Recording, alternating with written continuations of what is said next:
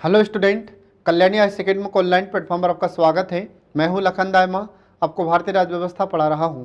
Friend, पिछली class में मैंने आपको कैबिनेट मिशन के बारे में पढ़ाया था। आज मैं आपको माउंटबेटन योजना और भारतीय स्वतंत्रता अधिनियम 1947 के बारे में पढ़ाने वाला हूँ। तो चलिए फ्रेंड, शुरू करते हैं। आज का हमारा टॉपिक है माउंटबेटन योजना। इसके बाद भारतीय स्वतंत्रता अधिनियम 1947 के बारे में आपको मैं पढ़ाऊँगा, जो आपके एग्जाम की दृष्टि से बहुत ही महत्वपूर्ण है। ठीक है। अब ये जो माउंटबेटन योजना होती है, तो माउंटबेटन योजना कब माउंटबेटन के द्वारा इसे प्रस्तुत किया जाता है, तो आपको ध्यान रखना है 3 जून 1947 की बात है।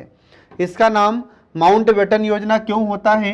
क्योंकि आपको ध्यान रखना है कि ये जो माउंटबेटन योजना है, तो लॉर्ड माउंटबेटन के द्वारा 3 जून 1947 को ब्रिटेन सरकार को लॉर्ड माउंटबेटन ने एक प्रस्ताव पेश किया था, जो आपको ध्यान रखना होगा। तो किसने प्रस्ताव पेश किया था? तो आपको ध्यान रखना होगा लॉर्ड माउंटबेटन ने। ठीक है, किसने पेश किया था? लॉर्ड माउंटबेटन ने एक प्रस्ताव पेश किया था। ठीक है, तो किसको इन्होंने प्रस्ताव दिया था? तो लॉर्ड माउंटबेटन ने यह प्रस्ताव ब्रिटेन सरकार को दिया था। ठीक है, किसको दिया था फ्रेंड? तो ब्रिटेन सरकार को इन्होंने यह प्रस्ताव दिया था, जो आपको ध्यान रखना होगा। ठीक है, और जब इन्होंने ब्रिटेन सरकार को प्रस्ताव पेश किया था, यह प्रस्ताव दिया था, तो इसी प्रस्ताव को ध्यान में रखते हुए ब्रिटेन सरकार ने एक अधिनियम बनाया था, जिसको हम कहते हैं भारतीय स्वतंत्रता अधिनियम। ठीक है, तो सीधी सी बात है, आपको ध्यान रखना है कि लॉर्ड माउंटबेटन की ओर से एक प्रस्ताव पेश किया गया था, जिसे माउंटबेटन योजना के नाम से हम जानते हैं। ये आपको ध्यान रखना होगा फ्रेंड। अब इसके बाद देखिए कि ये जो माउंटबेटन योजना थी, तो ये किसके द्वारा घोषित की जाती है? तो ब्रिटिश प्रधानमंत्री थे क्लीमेंट एटली। तो ब्रिटिश प्रधानमंत्री क्लीमेंट एटली ने घोषणा की थी। तो इन्होंने क्या घोषणा की थी और कितनी तारीख को घोषणा की थी? तो 20 फरवरी 1947 की बात है। तो 20 फरवरी 1947 को ब्रिटेन के प्रधानमंत्री लॉर्ड क्लीमेंट एटली, ध्यान रखना फ्रेंड, तो ब्रिटिश प्रधानमंत्री क्लीमेंट एटली ने घोषणा की थी 20 फरवरी 1947 को कि हम भारत को हम स्वतंत्र कर देंगे। कब तक आजाद कर देंगे? तो देखो इन्होंने क्या कहा था। तो लॉर्ड क्लीमेंट एटली ने कहा था कि ब्रिटिश सरकार 30 जून 1948 तक किसी भी स्थिति में भारतीयों को सत्ता सौंप देगी। ये इन्होंने घोषणा कर दी थी। किसने घोषणा कर दी थी? तो लॉर्ड क्लीमेंट एटली ने ये घोषणा की थी। और ये कौन थे लॉर्ड क्लीमेंट एटली? ये ब्रिटेन के प्राइम मिनिस्टर थे, आपको ध्यान रखना होगा। ठीक है, फिर जब हम लोग ज़्यादा आंदोलन करने लगे, ज़्यादा प्रदर्शन करने लगे, तो फिर अंत में परेशान होकर ब्रिटेन सरकार हमें 15 अगस्त 1947 को ही आज़ाद कर देगी। ठीक है, तो अब देखिए इसमें लॉर्ड माउंटबेटन ने जो प्लान दिया था, तो इसमें क्या क्या कहते हैं ये।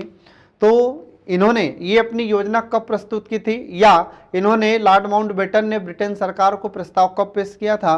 तो ये डेट आपको ध्यान रखनी होगी। 3 जून 1947 की बात है। तो 3 जून 1947 3 जून 1947 को माउंटबेटन ने यह प्रस्ताव पेश किया था ब्रिटेन सरकार के समक्ष। ठीक है, और इसी को ही माउंटबेटन योजना नाम दिया गया है। ये आपको ध्यान रखना होगा। कई बार क्या होता है कि एग्जाम में आपसे पूछ लिया जाता है कि माउंटबेटन योजना लॉर्ड माउंटबेटन की ओर से कब प्रस्तुत की जाती है। तो डेट आपको याद रखना होगा 3 जून 1947 को। ठीक है, अब इसके बाद देखिए इसमें जो लॉर्ड माउंटबेटन थे, तो बेबेल, जो कि लॉर्ड बेबेल थे, इनके स्थान पर लॉर्ड माउंटबेटन को ही भारत के वायसराय के रूप में इन्हें भेजा गया था। तो ब्रिटेन सरकार ने देखा कि जो हमने क्रिप्स मिशन भेजा था वह भी फेल हो जाता है। इसके बाद फिर जो बेबेल प्लान लाया गया था वह भी फेल हो गया। फिर इसके बाद में जो कैबिनेट मिशन भारत लाया गया था, तो कैबिनेट मिशन का भी कुछ लोगों ने विरोध किया था, बहिष्कार किया था हमारे भारत में, लेकिन कुछ प्रावधान को भारत में स्वीकार कर लिया जाता है। जैसे हमारे भारत में संविधान सभा का गठन कर लिया गया था। ठीक है, लेकिन कैबिनेट मिशन में जो प्रावधान किया गया था कि पाकिस्तान को अलग एक देश नहीं बनाया जाएगा या भारत का विभाजन नहीं किया जाएगा, तो मुस्लिम लीग ने इसको स्वीकार नहीं किया था। ठीक है, तो जो कैबिनेट मिशन था उसके कुछ प्रावधान को स्वीकार किया गया, कुछ प्रावधान को स्वीकार नहीं किया गया था। ठीक है, तो फिर भी क्या हुआ, अंत में विरोध ही हुआ था कैबिनेट मिशन का। तो फिर क्या हुआ कि ब्रिटेन सरकार ने सोचा कि अब अंत में लॉर्ड माउंटबेटन को हम भेजते हैं। तो लॉर्ड माउंटबेटन को वायसराय बनाकर इंडिया भेजा जाता है। ठीक है, ये आपको ध्यान रखना होगा। अब लॉर्ड माउंटबेटन इंडिया आते हैं और इंडिया में इन्होंने पूरा भ्रमण किया और देखा कि वास्तव में समस्या क्या है। तो लॉर्ड माउंटबेटन जगह जगह घूम घूम कर देखते हैं, तो इन्होंने देखा कि हमारे भारत में कुछ लोग ऐसे हैं जो स्वतंत्रता की मांग कर रहे हैं और कुछ लोग ऐसे हैं जो भारत से अलग होकर एक अलग पाकिस्तान की मांग कर रहे हैं। फिर इसके बाद में इधर हमारे भारत के कुछ नेता चाहते थे कि भारत का विभाजन हो और कुछ नेता नहीं चाहते थे कि भारत का विभाजन हो। तो भारत का विभाजन कौन नेता चाह रहे थे? तो जो मुस्लिम लीग के नेता थे, जैसे मोहम्मद अली जिन्ना और उनके जितने भी साथी लोग थे, ये डिमांड कर रहे थे कि हमको एक अलग पाकिस्तान चाहिए। लेकिन हमारे भारत के जो कांग्रेस के नेता थे, जैसे महात्मा गांधी का नाम आता है, ये भारत का विभाजन बिल्कुल नहीं चाहते थे। ठीक है, तो फिर ये ऐसी समस्या थी हमारे भारत में। तो लॉर्ड माउंटबेटन ने देखा कि यार क्या करें आखिर, तो उन्होंने फिर ब्रिटेन सरकार को एक प्रस्ताव पेश किया था। ठीक है, और उसी को कहा जाता है माउंटबेटन योजना। इसमें इन्होंने बताया कि जितना जल्दी हो सके उतना जल्दी से जल्दी भारत को आज़ाद किया जाना चाहिए, भारत को स्वतंत्र कर देना चाहिए और अलग से भारत का विभाजन करके एक अलग देश बनाया जाना चाहिए जिसका नाम होता है पाकिस्तान। अगर हमने विभाजन नहीं किया भारत का तो यहाँ पर खून की नदियाँ बह जाएगी। ठीक है, ये सारी बातें लॉर्ड माउंटबेटन ने ब्रिटेन सरकार को बताया था। ठीक है, तो यहाँ पर पूरी परिस्थिति का इन्होंने जायजा लिया था लॉर्ड माउंटबेटन ने, और उसके बाद ब्रिटेन सरकार को जाकर ये सारी परिस्थिति के बारे में समझाया और इन्होंने अपनी तरफ से एक प्रस्ताव पेश किया, उसी को कहा जाता है माउंटबेटन योजना।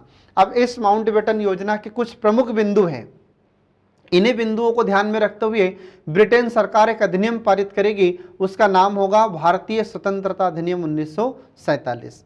देखिए फ्रेंड, इसमें तो इसके कुछ प्रमुख बिंदु माउंटबेटन योजना के, तो पहला पॉइंट इसका आता है कि भारत का विभाजन भारतीय संघ और पाकिस्तान में कर दिया जाए।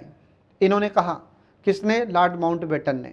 तो लॉर्ड माउंटबेटन ने कहा कि भारत का विभाजन कर देना चाहिए और विभाजन करने के बाद फिर क्या होगा? तो एक होगा इसमें भारतीय संघ और दूसरा क्या होगा? तो दूसरा इसमें होगा पाकिस्तान। आ रहा समझ में? ये माउंटबेटन ने कहा था, ये इनका योजना का पहला पॉइंट है, ये आपको ध्यान रखना होगा। फिर इसके बाद में दूसरा पॉइंट इसमें आता है कि इन राज्यों की सीमा, ठीक है, ये जो दोनों राज्य हैं मतलब अधिराज्य होंगे, कौन कौन सा? तो भारतीय संघ और पाकिस्तान, तो ये दोनों ही राज्यों की सीमा निश्चित की जाए और इनकी सीमा निश्चित किधर की जाए? तो पूर्व और पश्चिम उत्तर जो सीमा प्रांत हैं और असम का जो सिलहट जिला है वहां पर जनमत संग्रह जरूर कराया जाना चाहिए। कुल मिलाकर बात यह है कि हमारा भारत का जो पाकिस्तान से लगा हुआ क्षेत्र है और इधर जो बांग्लादेश से लगा हुआ भारत का क्षेत्र है, यहाँ पर क्या हो? तो ये जो सीमा प्रांत हैं यहाँ पर जनमत संग्रह कराया जाना चाहिए। अब फ्रेंड, यहाँ पर एक शब्द आया है, ये जनमत संग्रह। तो जनमत संग्रह को इंग्लिश में रेफरेंडम सिस्टम कहते हैं और इसका अर्थ क्या होता है? इसका अर्थ होता है कि पब्लिक की राह जानी जानी चाहिए, मतलब यहाँ पर वोटिंग हो और पब्लिक की यह राह हमें जानना होगा कि पब्लिक क्या चाहती है। आ रहा समझ में? मतलब जनता पाकिस्तान में जाना चाहती है या नहीं जाना चाहती है या भारत में रहना चाहती है, ये जनमत संग्रह वहाँ पर करवाया जाना चाहिए। तो ये जनमत संग्रह किधर होगा? तो इन्होंने कहा माउंटबेटन ने कि एक तो पूर्व पश्चिम उत्तर, तो पूर्व पश्चिम उत्तर मतलब कि हमारा भारत का जो बांग्लादेश वाला हिस्सा था, तो आपको पता होगा कि जब भारत का विभाजन हुआ था तो बांग्लादेश और पाकिस्तान, जो वर्तमान में अपन बांग्लादेश देखते हैं, तो यह पहले से बांग्लादेश नहीं था। 1947 में 1947 में यह बांग्लादेश के रूप में हमसे अलग नहीं हुआ था, यह पूर्वी पाकिस्तान के रूप में अलग हुआ था और जो वर्तमान में पाकिस्तान है यह पश्चिमी पाकिस्तान के रूप में अलग हुआ था। तो फिर जो पूर्वी पाकिस्तान फिर अलग से एक स्वतंत्र देश कब बना, बांग्लादेश कब बनता है? तो यह 16 दिसंबर 1971 को एक स्वतंत्र देश के रूप में अस्तित्व में आता है। ठीक है, तो ये पॉइंट आपको ध्यान रखना होगा। तो इन्होंने कहा कि हमको जनमत संग्रह कराना चाहिए, तो जनमत संग्रह कहाँ पर करवाना चाहिए? तो माउंटबेटन ने कहा कि पूर्व में और पश्चिम उत्तर, ये जो सीमा प्रांत हैं यहाँ पर हमको जनमत संग्रह करवाना चाहिए और असम का जो सिलहट जिला है वहाँ पर भी हमें जनमत संग्रह करवाया जाना चाहिए और जनता क्या चाहती है इसके बारे में हमें जानना जरूरी होगा। ठीक है फ्रेंड, इसके बाद फिर अगला पॉइंट देखिए इस योजना का। तो अगला पॉइंट आता है कि जो सिंध प्रांत है, अब सिंध प्रांत मतलब वर्तमान में पाकिस्तान में है सिंध प्रांत, ये हमारे भारत में नहीं है। ठीक है, तो जो सिंध प्रांत है, तो सिंध प्रांत की विधानसभा में वोट द्वारा यह निश्चित किया जाए कि वे किसके साथ रहना चाहते हैं। आ रहा समझ में।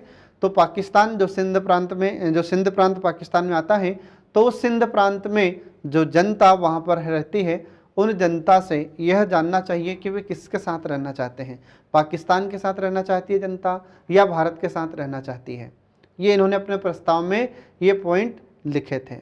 इसके बाद फिर अगला पॉइंट देखिए इसमें कि बंगाल और पंजाब में हिंदू मुसलमान बहुसंख्यक जिलों के प्रांतीय विधानसभा के सदस्यों की अलग अलग बैठक बुलाई जानी चाहिए। आ रहा समझ में। मतलब क्या है, इसका मतलब ये है कि जो बंगाल है, अब बंगाल मतलब वर्तमान में हमारा पश्चिम बंगाल और बांग्लादेश, ठीक है, तो इसको मिलाकर पहले बंगाल ही कहते थे। तो बंगाल और पंजाब, तो पंजाब मतलब जो वर्तमान में हमारा पंजाब है, और आपको पता होगा कि पाकिस्तान में भी पंजाब है। तो हमारा जो पंजाब है वर्तमान में, ये पहले बहुत बड़ा राज्य हुआ करता था, लेकिन क्या हुआ कि जब भारत का विभाजन होता है तो आधा पंजाब पाकिस्तान में चला जाता है। इसलिए हम देखते हैं कि पाकिस्तान में भी पंजाब है और हमारे भारत में भी पंजाब है। तो सिंध मतलब यहाँ बंगाल और पंजाब, तो यहाँ पर हिंदू हैं और मुसलमान हैं, ठीक है। और जो बहुसंख्यक जिले हैं, तो बहुसंख्यक जिलों के प्रांतीय विधानसभा के जो सदस्य हैं, उनकी अलग अलग बैठक बुलाई जानी चाहिए। तो यहाँ पर जो पंजाब और बंगाल में जो विधानसभा के सदस्य हैं, इन विधानसभा के सदस्यों को बुलाया जाए, इनकी बैठक करवाई जानी चाहिए और इनसे पूछा जाए कि आप क्या चाहते हैं, ठीक है। ये इन्होंने बताया था लॉर्ड माउंटबेटन ने अपनी योजना में। इसके बाद फिर आगे देखिए, इसमें अगला पॉइंट आ जाता है कि यदि कोई भी पक्ष प्रांत का विभाजन चाहेगा, ठीक है, अगर कोई भी पक्ष अलग से अगर अपने प्रांत का विभाजन चाहेगा तो उसका विभाजन कर देना चाहिए। आ रहा समझ में। प्रांत का मतलब होता है राज्य। तो इन्होंने कहा माउंटबेटन ने कि अगर कोई ऐसा पक्ष है जैसे मुस्लिम लीग है, अगर कोई प्रांत का विभाजन चाहता है तो उसका विभाजन हमें करना होगा। फिर इसके बाद में अगला पॉइंट आता है कि देशी रियासतों को यह स्वतंत्रता होनी चाहिए। अब यहाँ पर फिर ये देशी रियासत शब्द आया है, इसको इंग्लिश में प्रिंसली स्टेट कहा जाता है। और इस प्रिंसली स्टेट का मतलब हो जाता है कि जहाँ पर राजा महाराजाओं का शासन था, तो उसे हम प्रिंसली स्टेट के नाम से जानते हैं। तो जो देशी रियासतें होती हैं, तो देशी रियासतों को यह स्वतंत्रता होनी चाहिए कि वे किसके साथ जाना चाहती हैं। आ रहा समझ में। मतलब कि ये जो देशी रियासतें हैं जहाँ पर राजा महाराजाओं का शासन है, तो ये जो राजा महाराजा हैं, ये देशी रियासतें हैं, ये भारत के साथ मिलना चाहती हैं या पाकिस्तान के साथ मिलना चाहती है रियासतें, या फिर ये स्वतंत्र रहना चाहती हैं। अगर ये स्वतंत्र अस्तित्व बनाए रखा जाना चाहती है तो इनको स्वतंत्र रहने दिया जाना चाहिए। ये इन्होंने कहा माउंटबेटन ने, ठीक है। इसके बाद फिर देखिए अगला प्रावधान इसमें आता है कि इस योजना को कांग्रेस और मुस्लिम लीग दोनों ने ही बड़ी सरलता से इसे स्वीकार कर लिया था, क्योंकि इनको जो मुस्लिम लीग के सदस्य थे वो तो चाह ही रहे थे कि एक अलग पाकिस्तान की मांग को स्वीकार कर लिया जाए। तो कैबिनेट में इसने जो लॉर्ड माउंटबेटन थे, तो माउंटबेटन ने अपनी योजना में यही कहा कि भारत का विभाजन करके एक अलग पाकिस्तान बना दिया जाना चाहिए। तो मुस्लिम लीग को इसका निर्णय अच्छा लगा, इसलिए मुस्लिम लीग ने इसको स्वीकार कर लिया। फिर इसके बाद में कांग्रेस ने भी इसको क्यों स्वीकार किया, क्योंकि कांग्रेस भी समझ चुकी थी कि अगर हमने भारत का विभाजन स्वीकार नहीं किया तो आने वाले समय में हिंसा और ज़्यादा होगी, देश में दंगे फसाद होंगे, झगड़े होंगे। इसलिए अच्छा है कि ये अलग हो जाए, तो जो लड़ाई झगड़ा हो रहा है, ये जो हिंसा हो रही है, ये रुक जाए। आ रहा समझ में। तो ये सभी पॉइंट्स आपको ध्यान रखना होगा। तो एग्जाम में आपसे क्वेश्चन पूछा जा सकता है कि लॉर्ड माउंटबेटन ने अपनी योजना में कौन कौन से बिंदुओं को बताया था।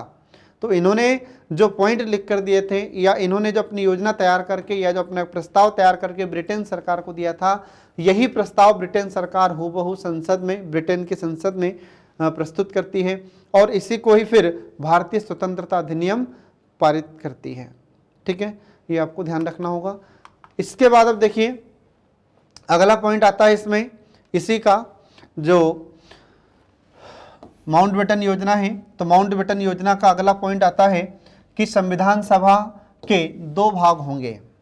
ठीक है, तो ये जो संविधान सभा है, तो संविधान सभा के बारे में प्रावधान कैबिनेट मिशन में कर दिया गया था। तो कैबिनेट मिशन की सिफारिश पर ही तो हमारे भारत में संविधान सभा का गठन किया गया था। ठीक है, तो उसी समय हम देखते हैं कि 1946 में 1946 में हमारे इंडिया में एक संविधान सभा का गठन कर लिया गया था। अब माउंटबेटन ने कहा कि जिस संविधान सभा का गठन किया गया है, तो जब हम भारत का विभाजन करेंगे तो सीधी सी बात है कि संविधान सभा का विभाजन भी हमें करना पड़ेगा। मतलब संविधान सभा के भी दो भाग होंगे। एक भाग इसका कहाँ होगा, तो एक भाग तो रहेगा भारत में, ठीक है। तो जो भारत में होगा संविधान सभा का भाग, ये भारत के लिए संविधान का निर्माण करेगी संविधान सभा। और जो दूसरा भाग होगा संविधान सभा का, जो पाकिस्तान में चला जाएगा, तो यह क्या करेगी फिर यह संविधान, तो यह संविधान सभा पाकिस्तान के लिए संविधान का निर्माण करेगी। आ रहा समझ में। तो ये जो संविधान सभा के जब दो भाग कर दिए जाएंगे तो दोनों देशों में अलग अलग संविधान सभा के सदस्य पहुंचेंगे। तो जो संविधान सभा होगी भारत में, ये भारत के लिए संविधान का निर्माण करेगी, और जब पाकिस्तान में संविधान सभा जाएगी वहां पर संविधान सभा का निर्माण करेगी वहां की संविधान सभा। तो ऐसे इसके दो भाग किए जाएंगे, ये इन्होंने कहा माउंटबेटन ने। इसके बाद फिर अगला इसमें पॉइंट आता है कि संविधान सभा अपने अपने राज्यों के लिए संविधान तैयार करेगी। तो जब ये दोनों ही राज्यों में अलग अलग संविधान सभा होगी, तो जो पाकिस्तान की संविधान सभा है वह पाकिस्तान के लिए संविधान तैयार करेगी, और जो भारत की संविधान सभा है ये भारत के लिए संविधान तैयार करेगी। आ रहा समझ में। तो ये इन्होंने अपने पॉइंट में, अपनी योजना में ये सारे पॉइंट्स बताए थे लॉर्ड माउंटबेटन ने। इसके बाद देखिए फिर इसमें अगला पॉइंट आता है कि दोनों राज्यों को, ठीक है, दोनों राज्यों को डोमिनियन स्टेट्स का दर्जा दिया जाना चाहिए। तो डोमिनियन स्टेट्स का मतलब क्या हो जाता है, तो डोमिनियन स्टेट्स को हिंदी में कहते हैं अधिराज्य। हिंदी में इसको क्या कहा जाता है, तो इसको हिंदी में अधिराज्य कहते हैं। और अधिराज्य का मतलब हो जाता है कि ये जो दोनों देश हैं, ठीक है, कुछ सीमा तक ये ब्रिटिश सम्राट के नियंत्रण में कार्य करेंगे, उसके देखरेख में कार्य करेंगे, इसलिए इनको कहा जाता है अधिराज्य। आ रहा समझ में। तो ये आपको ध्यान रखना होगा। तो इन्होंने कहा कि दो राज्य होंगे, एक पाकिस्तान और एक हिंदुस्तान मतलब भारत, और इन दोनों को डोमिनियन स्टेट्स का दर्जा दिया जाएगा। मतलब ये काम तो खुद अपने करेंगे, अपने निर्णय खुद लेंगे, लेकिन कुछ समय तक ये किसके देखरेख में कार्य करेंगे, किसके नियंत्रण में कार्य करेंगे, तो जो ब्रिटिश सम्राट है, ये ब्रिटिश क्राउन है, उसके नियंत्रण में, उसके देखरेख में कार्य करेंगे। ये इनको कहा जाता है डोमिनियन स्टेट्स या अधिराज्य। ये आपको ध्यान रखना होगा फ्रेंड, ठीक है। तो इस प्रकार से हम देखते हैं कि ये इसके प्रमुख पॉइंट हैं, इंपॉर्टेंट फैक्ट है किसके, माउंटबेटन योजना के, जो आपको ध्यान रखना होगा, ठीक है।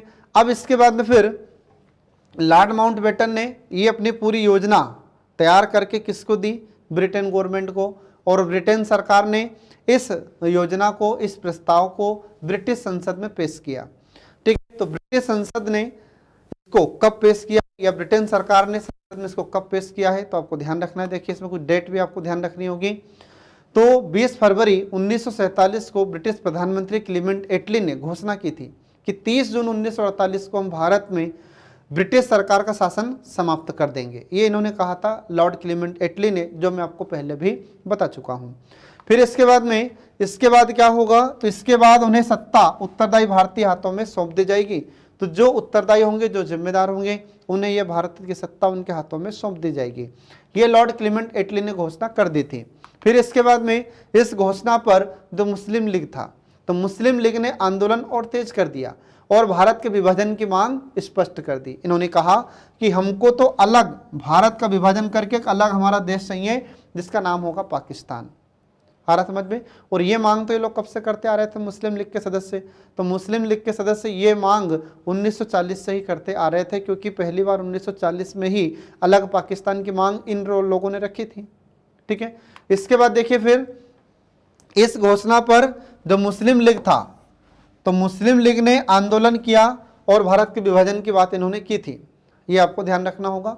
अब इसके बाद फिर क्या होगा, तो 3 जून 1947 की बात है। तो 3 जून 1947 को ब्रिटिश सरकार ने फिर एक बार और स्पष्ट कर दिया था कि 1946 में जो गठित संविधान सभा है, तो संविधान सभा के द्वारा, ठीक है, संविधान सभा के द्वारा जो बनाया गया संविधान है वह उन क्षेत्रों पर लागू नहीं होगा जो इसे स्वीकार नहीं करेगा। ये स्पष्ट कर दिया था ब्रिटेन सरकार ने। कब स्पष्ट कर दिया था, 3 जून 1947 को।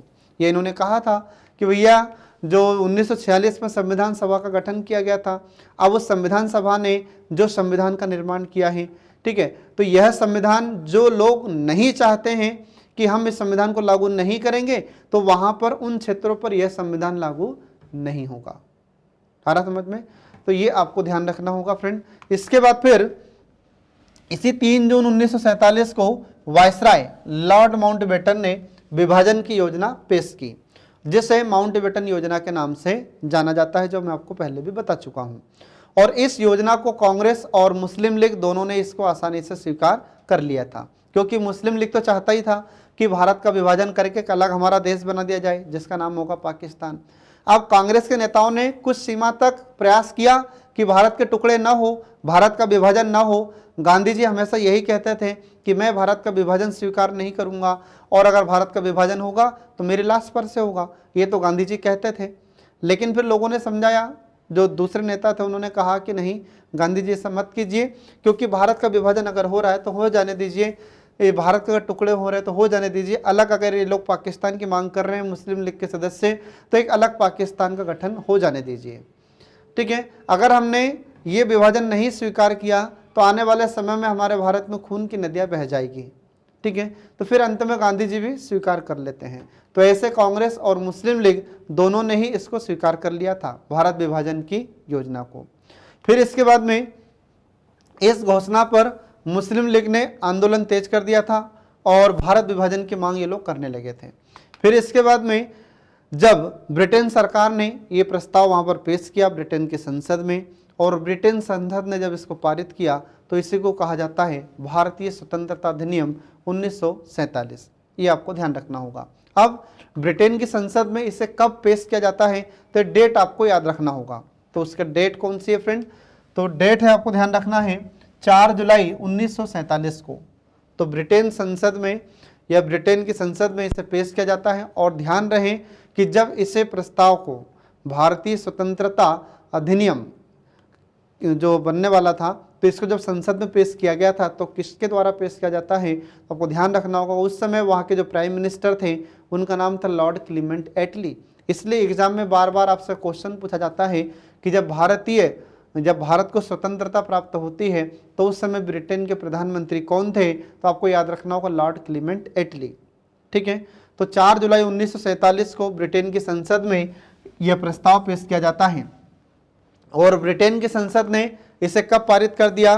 तो 18 जुलाई 1947 को ही ब्रिटेन की संसद ने इसे पारित कर दिया था। तो बहुत ही कम समय में इस प्रस्ताव को स्वीकार कर लिया जाता है, ब्रिटेन की संसद में इसे पारित कर दिया जाता है। और फिर एक अधिनियम बना जिसका नाम हुआ भारतीय स्वतंत्रता अधिनियम 1947। ठीक है, भारत को आज़ाद करने के लिए, भारत को स्वतंत्र करने के लिए ये अधिनियम ब्रिटेन की संसद ने पारित किया था, इसलिए इसका नाम हुआ था भारतीय स्वतंत्रता अधिनियम 1947। ये आपको ध्यान रखना होगा। जब इतने कम समय में या शीघ्रता से जब यह अधिनियम पारित हुआ तो उस पर नॉर्मन डी पॉमर एक अपना कथन देते हैं। तो क्या बोलते हैं नॉर्मन डी पॉमर? देखिए, तो नॉर्मन डी पॉमर ने कहा है कि ब्रिटिश पार्लियामेंट के इतिहास में शायद ही कोई इतना महत्वपूर्ण विधेयक रहा हो जो इतने कम से कम समय में और इतने कम वाद विवाद से पास हो गया हो। ये इन्होंने कहा था नॉर्मन डी पॉमर ने। तो ये इनका स्टेटमेंट आपको ध्यान रखना है। हो सकता है एग्जाम में आपसे पूछ लिया जाए कि यह कथन किसका है जिसने कहा था कि ब्रिटिश पार्लियामेंट के इतिहास में ऐसा पहली बार हुआ है कि इतने कम समय में और बिल्कुल कम विवाद के ही इस अधिनियम को पारित कर दिया गया है। तो ये था नॉर्मन डी पॉमर का कथन, ये आपको ध्यान रखना होगा। ठीक है, तो जब भारतीय स्वतंत्रता अधिनियम 1947 ब्रिटेन की संसद में पारित हुआ तो कोई विवाद नहीं हुआ, उसको बहुत जल्दी पारित कर दिया जाता है। ठीक है फ्रेंड, तो ये आपको इसमें ध्यान रखना होगा। और जब ये अधिनियम पारित हो जाता है तो इसमें फिर प्रावधान क्या क्या थे, ये प्रावधान देखिए इसमें। ठीक है, तो इसमें कुछ महत्वपूर्ण प्रावधान थे जो हमसे एग्जाम में पूछे जाते हैं। तो देखिए, इसमें पहला प्रावधान था, तो पहला प्रावधान इसका यह होता है कि भारत में ब्रिटिश शासन समाप्त कर 15 अगस्त 1947 को इसे स्वतंत्र और संप्रभु राष्ट्र घोषित कर दिया गया। आ रहा समझ में? इसका मतलब क्या हो जाता है? इसका मतलब हो जाता है कि 15 अगस्त 1947 को भारत आज़ाद हो जाएगा और ब्रिटेन सरकार का इस पर कोई अधिकार नहीं होगा और भारत कैसा हो जाएगा? स्वतंत्र देश हो जाएगा और संप्रभु हो जाएगा। अब यहाँ पर संप्रभु का मतलब क्या है फ्रेंड? तो संप्रभु को इंग्लिश में सोवरेन कहते हैं। तो संप्रभु का मतलब हो जाता है कि भारत को अपने आंतरिक और बाह्य निर्णय लेने की स्वतंत्रता होगी। अब यह किसी दूसरे देश के दबाव में आकर कोई निर्णय नहीं लेगा। ये होता है संप्रभु राष्ट्र का अर्थ। ये आपको हमेशा ध्यान रखना होगा, ठीक है। ऐसे अवधारणा को संप्रभुता कहते हैं। तो आज हम देखते हैं कि हमारा भारत कैसा देश है। तो हमारा भारत आज संप्रभु देश है। आपने देखा होगा कि हमारी भारत सरकार अगर कोई भी निर्णय लेती है तो क्या ब्रिटेन सरकार के दबाव में कोई निर्णय लेती है क्या? नहीं। क्या अमेरिका सरकार के दबाव में हमारी भारत सरकार निर्णय लेती है क्या? नहीं। तो हमारा भारत कैसा कंट्री है? हमारा इंडिया सॉवरेन कंट्री है, यह संप्रभु भारत है। मतलब कि हमारा देश, हमारे देश की आंतरिक जो भी गतिविधियां हैं या आंतरिक जो भी निर्णय हैं, इसमें निर्णय लेने में स्वतंत्र है। अगर कोई बाह्य निर्णय है तो वे निर्णय लेने में भी हमारा भारत स्वतंत्र है।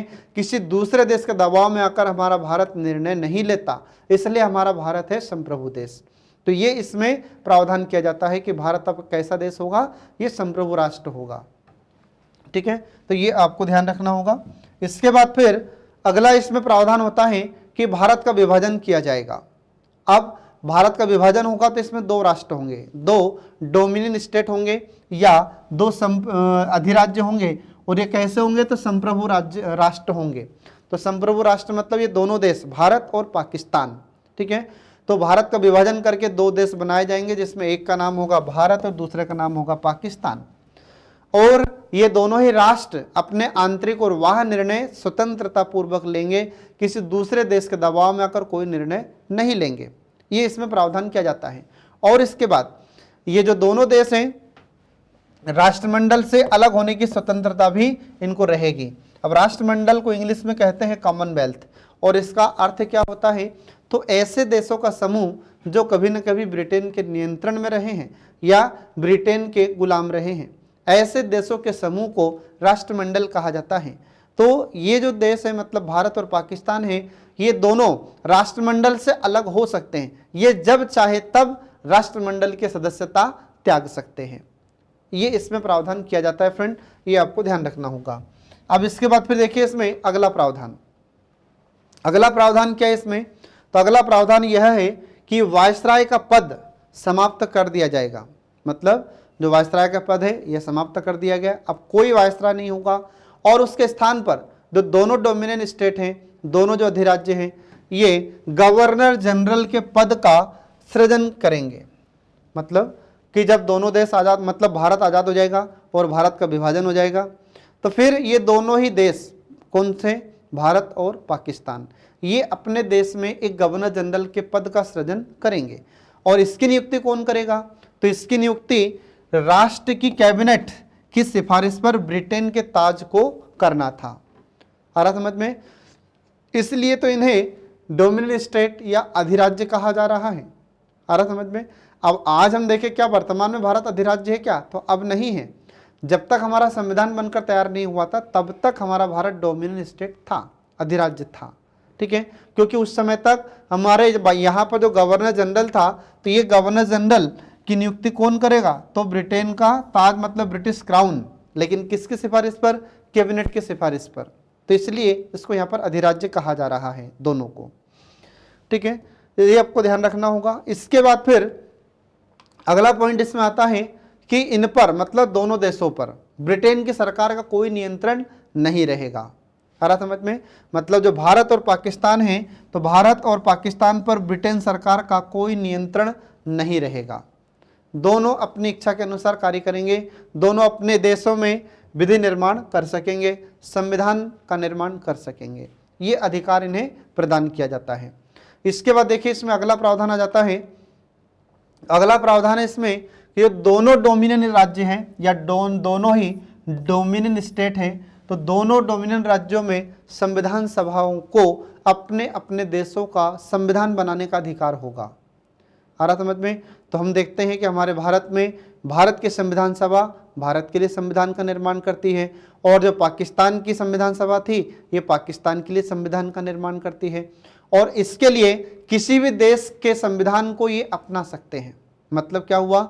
मतलब ये हुआ कि अगर हमारे भारत को ऐसा लगता है कि यार हम अमेरिका का संविधान लेना चाहते हैं, तो अमेरिका के संविधान से जो जो आपको तत्व अच्छे लग रहे हैं आप उसको स्वीकार कर सकते हैं।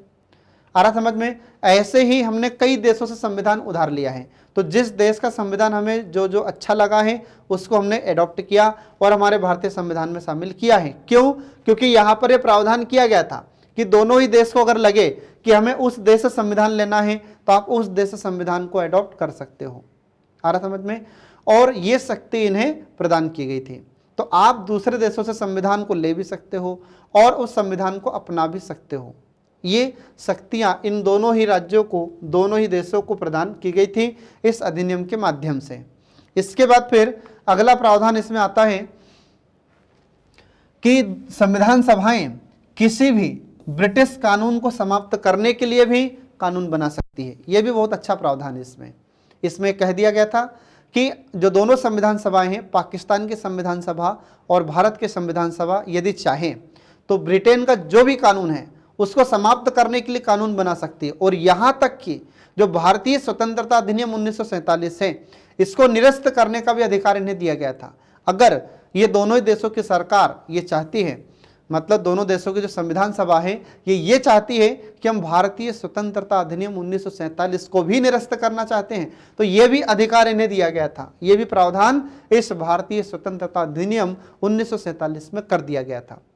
आ रहा समझ में? तो ये आपको ध्यान रखना होगा फ्रेंड, ठीक है। अब इसके बाद देखिए इसमें अगला प्रावधान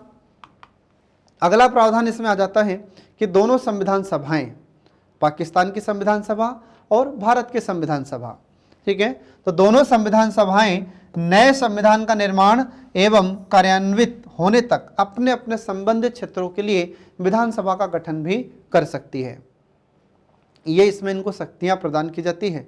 तो जो दोनों संविधान सभाएं हैं, जब तक नया संविधान नहीं बनेगा या नए संविधान का निर्माण होगा और उसको लागू किया जाएगा, तो उस समय तक अपने अपने क्षेत्रों में ये विधानसभा का गठन कर सकती है। ये अधिकार भी इन्हें दिया गया था दोनों ही संविधान सभाओं को। तो ये आपको ध्यान रखना होगा फ्रेंड।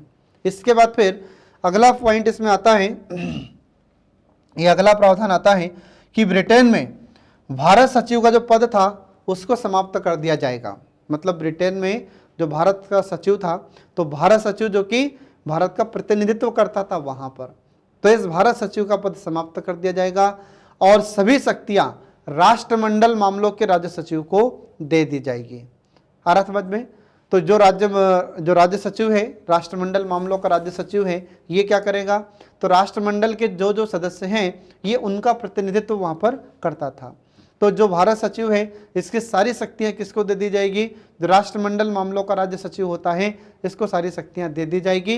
ये इसमें प्रावधान कर दिया गया था। ये आपको ध्यान रखना होगा फ्रेंड, ठीक है। अब इसके बाद देखिए इसमें अगला प्रावधान क्या है। अगला प्रावधान इसमें आता है कि शाही उपाधि से भारत का सम्राट शब्द समाप्त कर दिया गया। इसका मतलब क्या होगा, इसका मतलब ये हो जाता है, इसमें जो प्रावधान किया गया था कि शाही उपाधि से भारत का सम्राट शब्द समाप्त कर दिया गया। मतलब इससे पहले क्या होता था, जब तक हमको आज़ादी प्राप्त नहीं हुई थी तो स्वतंत्रता से पहले हम क्या कहते थे कि भारत का सम्राट कौन है, तो हम बोलते कि ये है भारत के सम्राट, ब्रिटेन के क्राउन। तो जो ब्रिटेन के राजा थे वही हमारे भारत के राजा थे। तो ये जो है सिस्टम भारत का सम्राट, ये शब्द समाप्त कर दिया गया, ठीक है। अब कोई भारत का सम्राट नहीं होगा। इसके बाद फिर अगला प्रावधान क्या है, तो अगला प्रावधान यह था कि 15 अगस्त 1947 के बाद ब्रिटिश संसद में पारित हुआ कोई भी अधिनियम दोनों डोमिनियन राज्यों पर या दोनों अधिराज्यों पर तब तक लागू नहीं होगा जब तक कि दोनों डोमिनियन इस कानून को मानने के लिए कानून नहीं बना लेते हैं। आ रहा समझ में?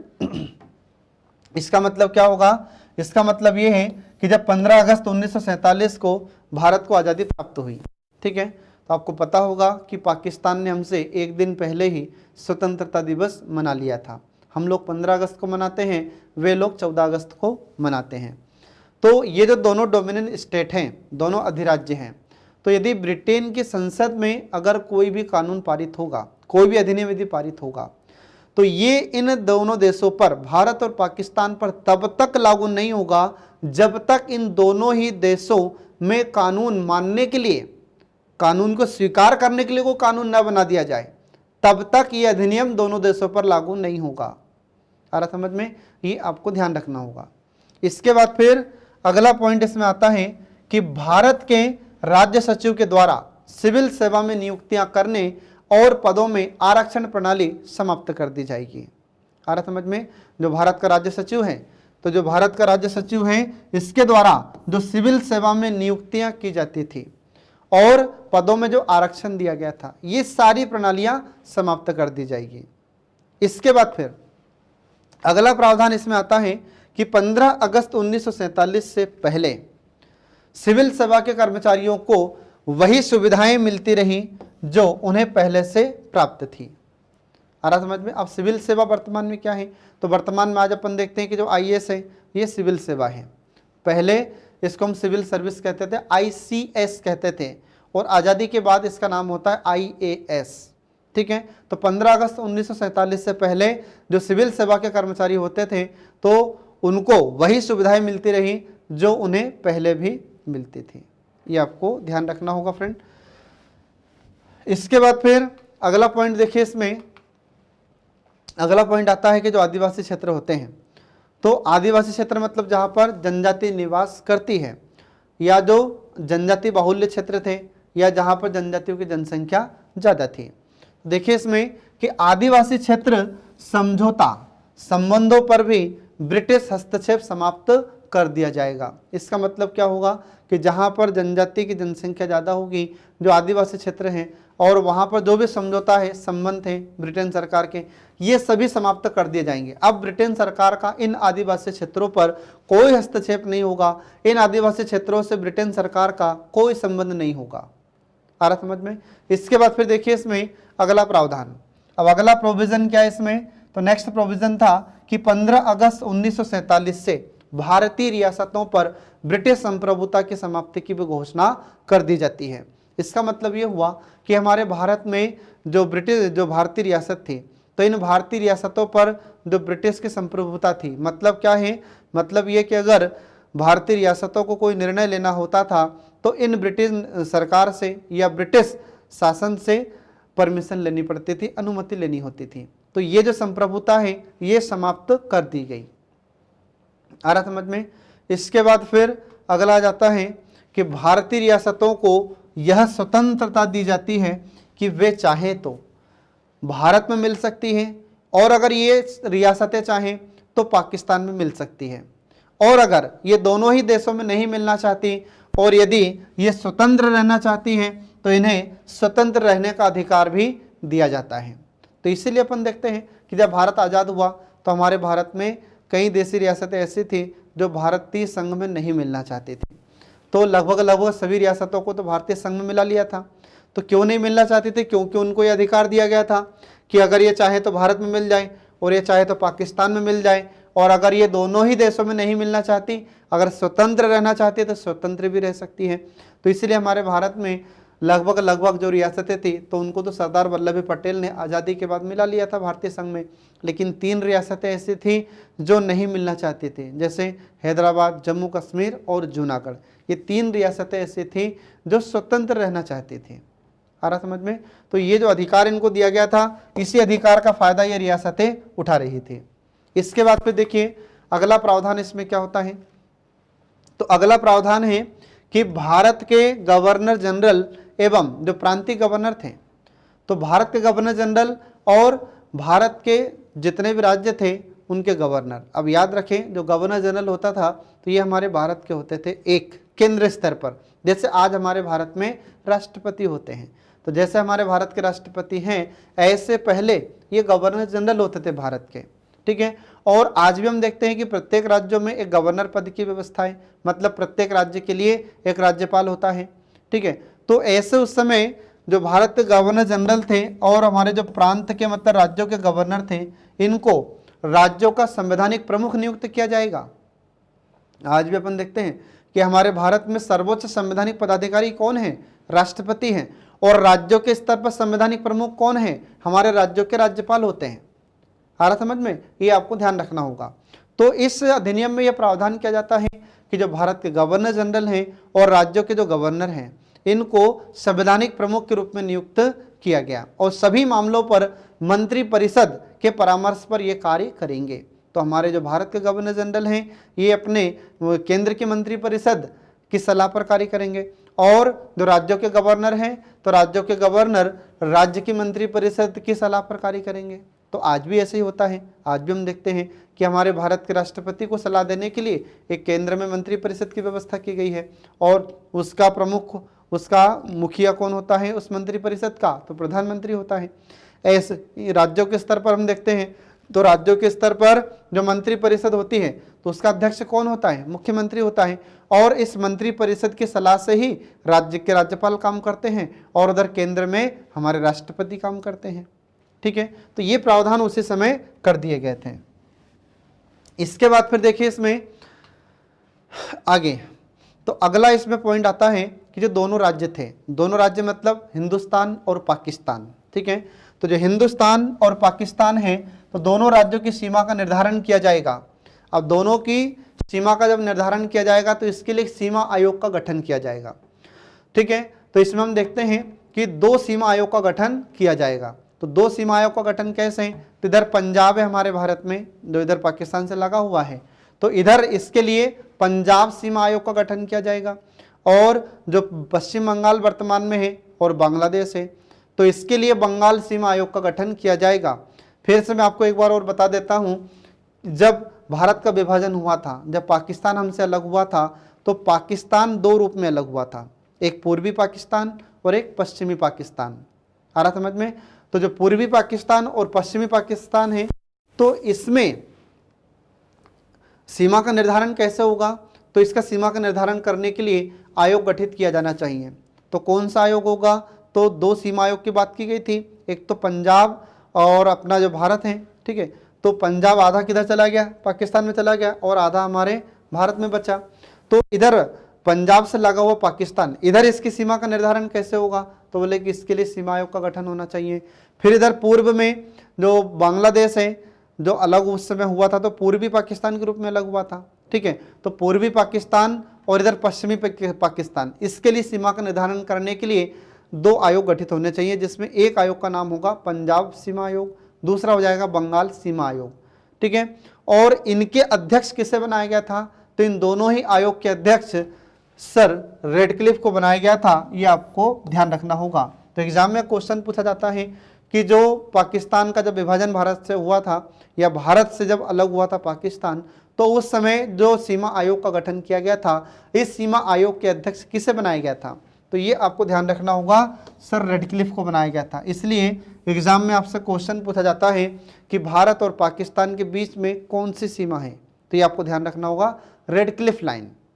तो रेडक्लिफ लाइन इसका नाम क्यों है, क्योंकि उस समय सर रेडक्लिफ ने भारत और पाकिस्तान के बीच में सीमा का निर्धारण किया था कि भारत किधर किधर होगा, भारत की सीमाएं कहाँ कहाँ पर होगी और पाकिस्तान की सीमा कहाँ कहाँ पर होगी, ये इन्होंने सर रेडक्लिफ ने ही उस समय बताया था। इसलिए भारत और पाकिस्तान के बीच में जो सीमा रेखा होती है उसको कहा जाता है रेडक्लिफ लाइन, ये आपको ध्यान रखना होगा। और रेडक्लिफ ने ये सीमा का निर्धारण कब किया था, तो ये 1947 की बात है। 1947 में इन्होंने दोनों देशों के बीच में, हिंदुस्तान और पाकिस्तान के बीच में सीमा का निर्धारण किया था, ये आपको ध्यान रखना होगा। ठीक है फ्रेंड, इसके बाद फिर देखिए इसमें अगला पॉइंट, अगला इसमें आ जाता है कि इस अधिनियम ने नया संविधान बनने तक प्रत्येक डोमिनियन स्टेट में शासन संचालन करने एवं भारत शासन अधिनियम 1935 के तहत उनकी प्रांतीय सभाओं में सरकार चलाने की व्यवस्था की थी। इसका मतलब यह हो जाता है कि ये जो दोनों देश हैं हिंदुस्तान और पाकिस्तान, अब ऐसा तो था नहीं कि जैसे ये दोनों आज़ाद हुए और ये जैसे ही हिंदुस्तान से पाकिस्तान अलग हुआ और इन्होंने बिल्कुल अपना संविधान बनाकर तैयार कर लिया और संविधान को लागू कर दिया, ऐसा तो कुछ था नहीं।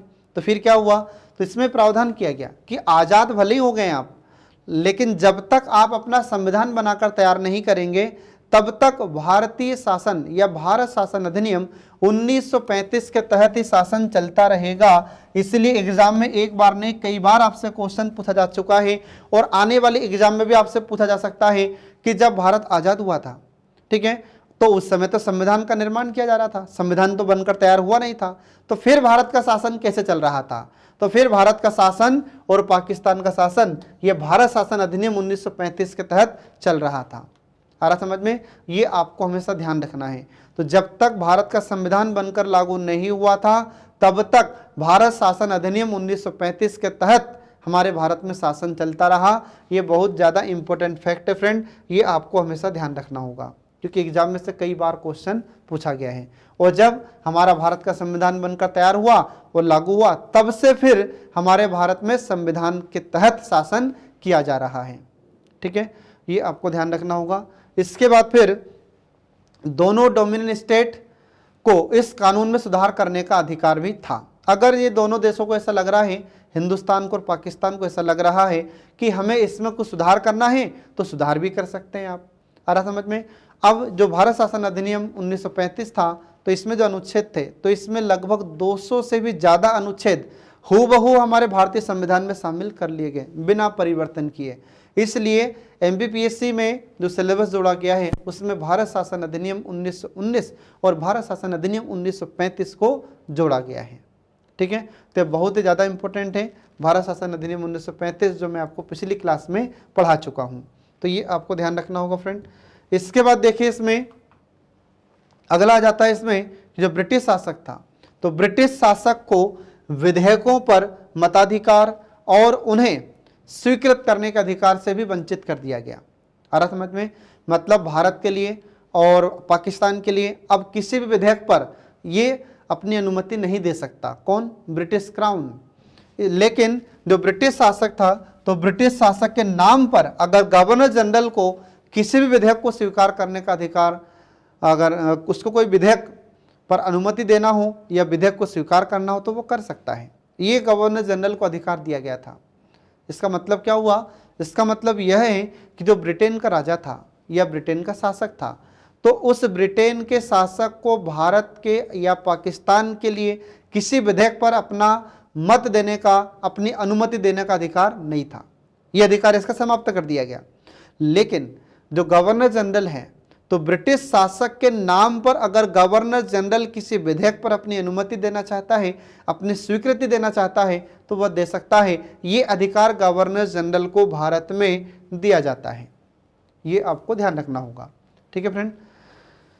इसके बाद फिर आगे देखिए, इसमें अगला इसमें पॉइंट आता है कि 1946 में 1946 में जो संविधान सभा का गठन किया गया था, तो स्वतंत्र भारतीय डोमिनियन की संसद के रूप में इसे स्वीकार कर लिया गया। मतलब ये 1946 में 1946 में हम देखते हैं कि संविधान सभा का गठन किया गया था, और जब भारत आज़ाद हुआ तो आज़ादी के बाद में इस संविधान सभा को स्वीकार कर लिया जाता है। ठीक है। इसके बाद फिर अगला फैक्ट इसमें आता है कि इस प्रकार हम देखते हैं कि 14-15 अगस्त 1947 की मध्य रात्रि को भारत में ब्रिटिश शासन का अंत हो जाता है, और समस्त शक्तियां इन दोनों देशों को, जो नए स्वतंत्र डोमिनियन स्टेट थे, नए दोनों अधिराज्य थे या दोनों नए देश थे, भारत और पाकिस्तान, इनको सारी शक्तियां दे दी जाती है। ठीक है फ्रेंड। और ये दोनों देश अपने अपने लिए, यहाँ की जो संविधान सभाएं थी, तो यहाँ की संविधान सभाएं अपने अपने देशों के लिए संविधान का निर्माण करती है। ठीक है। हमारे भारत में संविधान बना और हमारे भारत में उसको लागू कर दिया जाता है। इसके बाद फिर अगला पॉइंट देखिए इसमें, तो इस प्रकार हम देखते हैं कि जो लॉर्ड माउंटबेटन थे, तो लॉर्ड माउंटबेटन नए डोमिनियन भारत के पहले गवर्नर जनरल बनते हैं। ये आपको ध्यान रखना होगा। और उन्होंने, लॉर्ड माउंटबेटन ने स्वतंत्र भारत के प्रथम प्रधानमंत्री पंडित जवाहरलाल नेहरू को इन्होंने शपथ दिलाई थी। ये आपको ध्यान रखना होगा। ठीक है फ्रेंड। एग्जाम में क्यों क्वेश्चन आपसे पूछा जाता है कि बताइए भारत के पहले प्रधानमंत्री कौन बने थे, तो ये पंडित जवाहरलाल नेहरू बने थे। और कब बने थे, तो 15 अगस्त 1947 को। और 15 अगस्त 1947 को ही लॉर्ड माउंटबेटन ने इन्हें शपथ दिलाई थी। तो स्वतंत्र भारत के प्रथम गवर्नर जनरल लॉर्ड माउंटबेटन बने। फिर इनके बाद में हमारे भारत के प्रथम भारतीय गवर्नर जनरल चक्रवर्ती राजगोपालाचारी बनेंगे। तो दोनों में डिफरेंस है। अगर एग्जाम में आपसे क्वेश्चन पूछा जाता है कि स्वतंत्र भारत का प्रथम गवर्नर जनरल कौन था, तब तो आपको बताना पड़ेगा लॉर्ड माउंटबेटन। और अगर आपसे ये पूछा जाता है कि स्वतंत्र भारत के प्रथम भारतीय गवर्नर जनरल कौन थे, तब आपको बताना होगा चक्रवर्ती राज गोपालाचारी। ठीक है फ्रेंड, तो ये आपको ध्यान रखना होगा। ठीक है, तो इस प्रकार से हम देखते हैं कि भारतीय स्वतंत्रता अधिनियम 1947 के समस्त प्रावधान यहाँ पर समाप्त हो जाते हैं। अब इसके बाद देखिए, भारत को जब आज़ादी प्राप्त हुई तो आज़ादी के बाद हमारे भारत में एक मंत्रिमंडल का गठन किया जाता है। तो 1946 में हमने देखा था कि हमारे भारत में एक अंतरिम सरकार का गठन किया गया था। उसमें 14 मंत्रियों को विभाग सौंपे गए थे, जो मैं आपको पिछली क्लास में पढ़ा चुका हूँ। ठीक है, अब जब भारत को आज़ादी प्राप्त होती है 1947 में, तो फिर स्वतंत्र भारत का या आज़ाद भारत का पहला मंत्रिमंडल का गठन हुआ। और इसमें देखिए कौन कौन से व्यक्तियों को कौन कौन सा मंत्रालय दिया जाता है, किसको कौन सा मंत्री बनाया जाता है, ये इसमें हम आगे शुरू करते हैं। तो देखिए इसमें पंडित जवाहरलाल नेहरू, तो जो पंडित जवाहरलाल नेहरू थे ये हमारे भारत के प्रथम प्रधानमंत्री हुए, ये आपको ध्यान रखना होगा। और इन्हें कौन कौन से विभाग दिए गए थे, तो इन्हें वैज्ञानिक शोध विभाग इन्हें दिया गया था। फिर इसके बाद में राष्ट्रमंडल संबंधी विभाग इनको दिया गया था। फिर इसके बाद में विदेश विभाग था, तो विदेश विभाग भी पंडित जवाहरलाल नेहरू को दिया जाता है। ठीक है, तो ये प्रधानमंत्री भी थे और इन्हें ये विभाग भी सौंपे गए थे और इन विभागों से संबंधित ये जिम्मेदारी को निभाते थे। फिर इसके बाद में दूसरे आते हैं सरदार वल्लभ भाई पटेल। तो जो सरदार वल्लभ भाई पटेल है इन्हें लौह पुरुष के नाम से जाना जाता है, ये आपको ध्यान रखना होगा। ठीक है, इसके बाद इन्हें कौन सा विभाग दिया गया था, तो इनको गृह मंत्रालय दिया गया था, सूचना एवं प्रसारण मंत्रालय इन्हें दिया गया था, और इसके बाद में राज्यों से संबंधित जो मामले थे ये भी इन्हें सौंपे जाते हैं। ये आपको ध्यान रखना होगा फ्रेंड। इसके बाद फिर सरदार वल्लभ भाई पटेल को एक और नाम से जाना जाता है, भारत का बिस्मार्क। तो भारत का बिस्मार्क इन्हें इसलिए कहते हैं क्योंकि जर्मनी में एक बिस्मार्क था जिसने पूरी जर्मनी को एक किया था, या जर्मनी के एकीकरण में महत्वपूर्ण भूमिका बिस्मार्क ने निभाई थी। तो ऐसे हमारे भारत में जो अलग अलग देशी रियासतें थी, इन देशी रियासतों को भारतीय संघ में मिलाने का जो महत्वपूर्ण कार्य किया था ये हमारे सरदार वल्लभ भाई पटेल ने किया था, इसलिए इनको भारत का बिस्मार्क कहते हैं। और इनकी बहादुरी को देखते हुए इन्हें लौह पुरुष की उपाधि दी गई है। और इन्हें जो सरदार की उपाधि दी गई थी ये तो गुजरात में महिलाओं के द्वारा इन्हें दी गई थी सरदार की उपाधि, ये आपको ध्यान रखना होगा। फिर इसके बाद में अगले आते हैं डॉक्टर राजेंद्र प्रसाद। तो डॉक्टर राजेंद्र प्रसाद इन्हें कौन कौन से विभाग दिए गए थे, तो देखिए इसमें इनको डॉक्टर राजेंद्र प्रसाद को खाद्य एवं कृषि मंत्रालय इन्हें दिया गया था। फिर इसके बाद में अगले व्यक्ति आते हैं मौलाना अबुल कलाम आज़ाद, इन्हें शिक्षा विभाग दिया गया था। ठीक है फ्रेंड, तो ये आपको ध्यान रखना है, एग्जाम में आपसे क्वेश्चन पूछ सकता है और पूछा भी गया है पिछले एग्जाम में। तो पिछले एग्जाम में आपसे क्वेश्चन पूछे गए हैं कि स्वतंत्र भारत का पहला मंत्रिमंडल जिसमें गृह विभाग किसे दिया गया था, यह गृह मंत्री किसे बनाया गया था, तो ये सरदार वल्लभ भाई पटेल को। और अगर आपसे पूछा जाए कि स्वतंत्र भारत का जो पहला मंत्रिमंडल था उसमें शिक्षा विभाग किसे दिया गया था, तब आपको याद रखना होगा ये मौलाना अबुल कलाम आज़ाद को स्वतंत्र भारत का प्रथम शिक्षा मंत्री बनाया गया था। फिर इसके बाद में अगले आ जाते हैं जॉन मथाई। तो जो डॉक्टर जॉन मथाई थे तो इन्हें रेलवे और परिवहन मंत्रालय इन्हें दिया जाता है। फिर इसके बाद में अगले मंत्री आते हैं R.K. षणमुखम शेट्टी, ये आपको ध्यान रखना होगा। एग्जाम में आपसे क्वेश्चन पूछा जाता है कि स्वतंत्र भारत के प्रथम वित्त मंत्री कौन थे, तो ये R.K. षणमुखम शेट्टी रहते हैं। इनको कौन सा मंत्रालय दिया गया था, तो इनको वित्त मंत्रालय दिया गया था और ये भारत के स्वतंत्र भारत के प्रथम वित्त मंत्री हुए। फिर इसके बाद में अगले आ जाते हैं जगजीवन राम, इन्हें श्रम मंत्रालय दिया जाता है।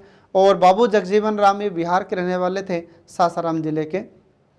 तो ये एक ऐसे व्यक्ति थे जो हमारी केंद्र सरकार में सर्वाधिक समय तक और सर्वाधिक विभागों के मंत्री रहे थे, कैबिनेट मंत्री। एग्जाम में कई बार आपसे क्वेश्चन भी पूछा जाता है कि सर्वाधिक समय तक और सर्वाधिक विभागों में कैबिनेट मंत्री के पद पर कौन रहे थे, तो ये रहे थे बाबू जगजीवन राम। और इन्हीं की पुत्री का नाम था मीरा कुमार, जो हमारे भारत की पहली महिला लोकसभा की अध्यक्ष बनी थी। ये आपको ध्यान रखना होगा फ्रेंड। ठीक है, इसके बाद देखिए अगला आ जाता है इसमें कि सरदार बलदेव सिंह। और जो सरदार बलदेव सिंह थे तो इन्हें कौन सा विभाग दिया गया था, तो सरदार बलदेव सिंह को रक्षा विभाग दिया गया था, ये आपको ध्यान रखना होगा। इसके बाद बाबा साहब अम्बेडकर या डॉक्टर भीमराव अम्बेडकर, इन्हें कौन सा विभाग दिया गया था? तो इन्हें विधि विभाग दिया गया था कि ठीक है। तो इन्हें विधि विभाग क्यों दिया गया था? क्योंकि कानून के बहुत बड़े जानकार थे ये, और भारतीय संविधान निर्माण में इनकी महत्वपूर्ण भूमिका रही है, इसलिए इन्हें विधि विभाग दिया गया था। इसके बाद फिर अगले आ जाते हैं राजकुमारी अमृत कौर। तो राजकुमारी अमृत कौर, इन्हें कौन सा विभाग दिया गया था? तो इन्हें स्वास्थ्य विभाग दिया गया था, ये आपको ध्यान रखना होगा। इसके बाद फिर अगले आ जाते हैं C.H. भाभा। तो C.H. भाभा को वाणिज्य विभाग दिया गया था। इसके बाद फिर अगले आ जाते हैं रफ़ी अहमद किदवई। तो रफ़ीक अहमद किदवई को संचार विभाग दिया गया था, ये आपको ध्यान रखना होगा, कम्युनिकेशन डिपार्टमेंट।